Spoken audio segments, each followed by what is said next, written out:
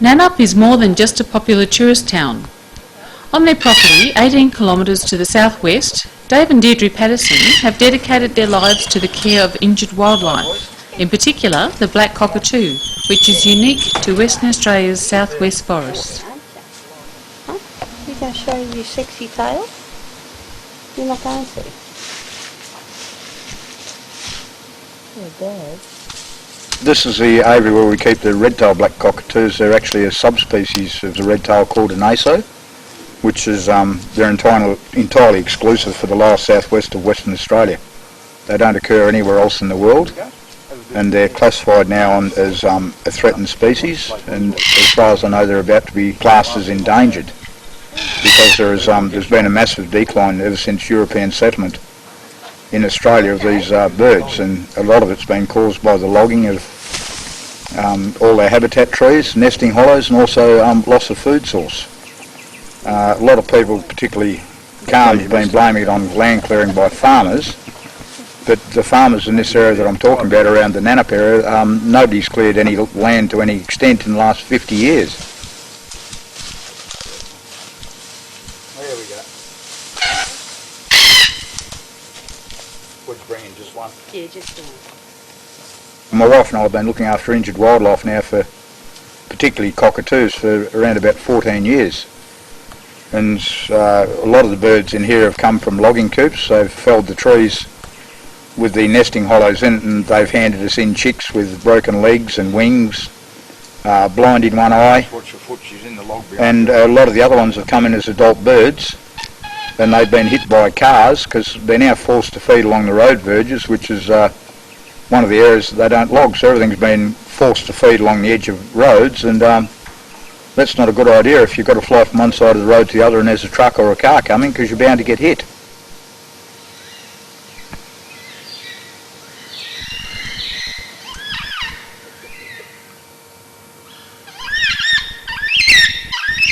Originally, all the injured cockatoos were kept in one enclosure.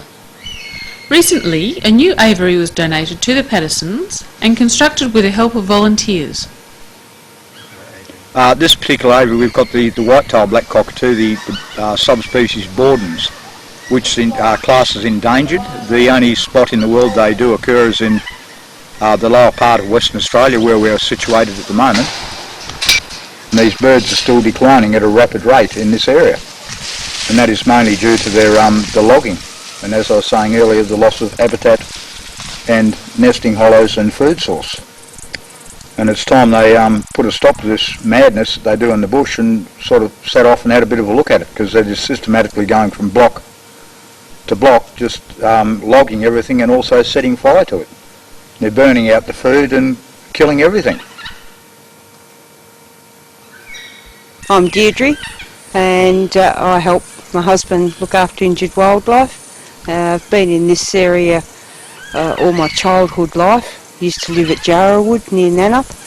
Went north, got married, had a couple of children, come back to the southwest, and noticed the difference in the forest from when I was a child to what it is now.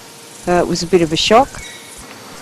This tree here is a Maori, and it's got a nesting hollow in up top, probably 50-60 feet up, and this tree is probably 400 years old minimum, and you just can't grow this in a day. And this was what previously has been chopped down just for wood chip. 99% of nesting hollows in this region are in the Maori tree itself, not in the Jarrah. The Jarrah tends to be too solid, and there's no feature, no hollows in it or anything like that. So these trees are absolutely vital to the survival of these black cockatoos. We have got one bird that we've had for the past 6 months, and it's got a disease called beak and feather disease, which it's extreme feather loss. The beak grows to a really long length, and it is a terminal illness in the bird, and it's never ever been recorded in the black cockatoo species. It's only ever been known to occur in the likes of the rainbow lorikeet and a few of the Corella family and the 28 parrot. And in my opinion, the shortage of habitat has caused a red-tailed black cockatoo, the aso, to go and use a hollow that's previously been used by a 28 parrot or something similar, which has got this disease, because it's only transmitted by feces or feather down, and its young one has caught this disease. And that disease, if it runs right in the black cockatoos family, it could very well turn them into critical. They could become extinct in years to come.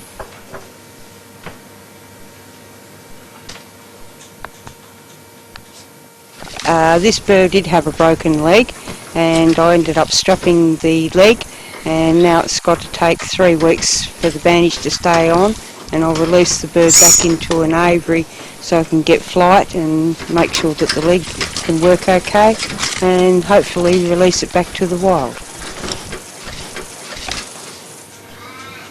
This little guy is a purple Cloudlorikeet that comes from the karri forest around the southwest, and he was handed in by Calm. The karri tree was fallen and they ended up finding the babies in the karri tree. I did have 3 to start off with, but released 2 back into the wild, but this guy wasn't feathered, so I had to hang on to this one. Sort of raised him up so he's able to fly, but the problem is he's got badly human imprinted and he cannot be released back into the wild, so therefore he's kept it in my care for the rest of his life. Yeah, I was born in Nannup and spent my childhood here and also my schooling. I went up north and worked for many years, and after 20 years up there, come back down here, and we're out the bush one day and found a cockatoo, so we decided to look after it, and since then we've been looking after and caring for these birds, as I said earlier, for about 14 years now. And we're totally disgusted about what had happened to the bush around here ever since I was a child, and there was a big change in it. When I come back 20 years later, where I expected to see forest, I only found stumps. And so we felt really sorry for these birds, which are now endangered, and we're hoping to breed them up in captivity and get a little flock going, and maybe release a small flock into Helms Block if it does get saved. It's on a moratorium at the moment, but they wish to log it.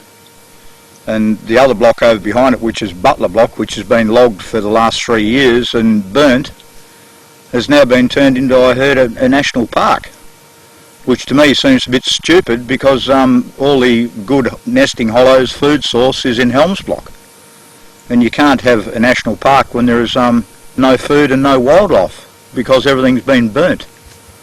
So to me the obvious way to go would be to try and save Helms Block, turn that into a national park, and then any flock of these endangered aborted cockatoos, which are classed endangered, they're the long-bill white-tailed black cockatoo. We'd like to release them just over the back of our 20 acres of bush we've got here into the 3,000 odd hectares of nesting hollows and food in Helms Block itself. And we feel we'd be able to monitor birds from here because it's right in our backyard. It's only a matter of jumping our back fence, and we can make sure that they're healthy and are breeding well and going well out in the wild. And we could leave this big complex we've got here, leave one end of it open, so if anyone did have a problem they could always come back and there'd be regular food, water and seed there for them, and they wouldn't have a problem, we feel.